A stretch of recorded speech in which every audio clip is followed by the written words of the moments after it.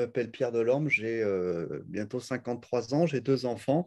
J'ai une formation en mécanique et en informatique et ça fait 10 ans que je traite de l'autonomie alimentaire et énergétique en ayant au préalable été entrepreneur et qui sont et issus d'un monde agricole au départ. Ce que je suis en train de fabriquer, c'est un laboratoire sur l'autonomie alimentaire et énergétique, dont l'expérience principale est de prouver que 6 à 8 personnes peuvent être quasiment autonomes sur l'alimentaire et l'énergétique. Donc, il y a une constellation de moyens dont certains sont redondants dans le laboratoire. Et l'idée, c'est de pouvoir proposer un modèle parmi ce panel où, pour 6 à 8 personnes, je dirais, ben voilà, il faudrait plutôt s'orienter sur, par exemple, une ferme solaire de 3,5 kg. Je ne parle que de ce que j'ai expérimenté et je prouve ce que j'ai expérimenté à travers toutes les publications que je fais en fait au quotidien. C'est un point dont il faut absolument parler tout de suite, c'est que tendre vers l'autonomie, c'est pas être autonome et c'est encore moins viser l'autarcie.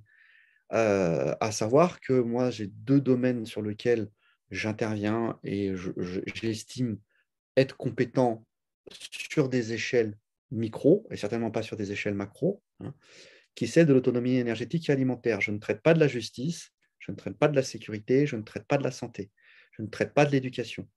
Je vais revenir sur ces deux derniers points. Concernant la santé, il est bien évident qu'à partir du moment où on a accès à une nourriture extrêmement saine, on fait de la santé préventive. Mais ça s'arrête là. Par contre, dès qu'on rentre sur des choses beaucoup plus complexes, à partir des maladies, là, c'est une délégation qui est faite, qui repose sur des communs. La justice, je ne touche pas du tout. La sécurité, c'est avoir un casque, des gants, des machins, mais si j'ai un problème avec un tiers, enfin, voilà, j'ai un premier niveau d'intervention, mais c'est pareil. Le problème, c'est la main-d'œuvre.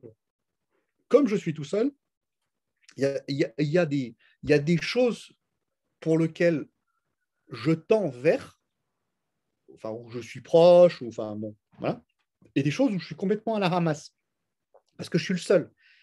Ça fait 2 ans que je passe à travers au niveau des céréales. Or, les céréales, c'est vraiment un pilier. Donc déjà, je suis dépendant des autres concernant en fait les céréales. Un fruitier, pour qu'il donne correctement, il faut 3, 4, 5, 7 ans. Je suis là depuis 2 ans. Quand on veut faire seul, en fait, on finit par se retrouver chacun dans sa bulle, c'est ça que tu veux dire?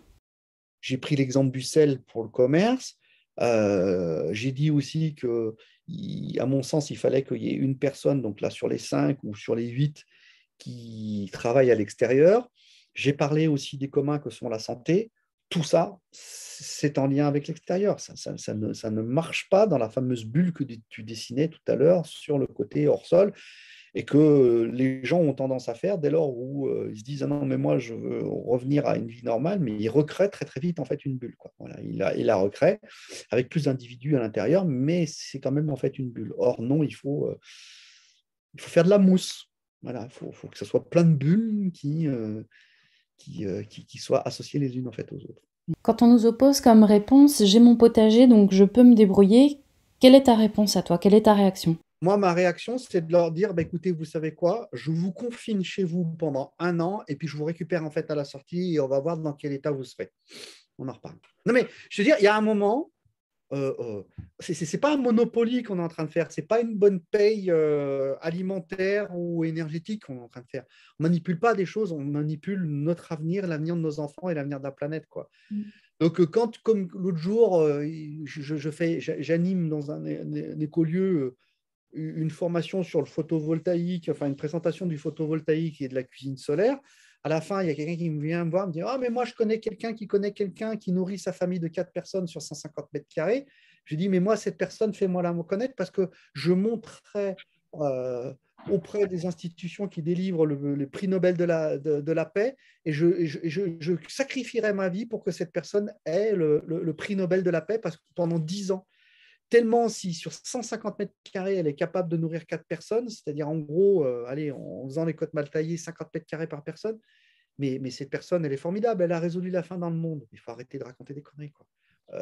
Déjà, si les gens disaient, oui, je suis complètement conscient que j'ai 400 esclaves énergétiques et que je veux changer ça, mais déjà d'être conscient, c'est de se le répéter à lui-même, le changement, il est à faire avant tout ici, sur d'arrêter de se voiler la face.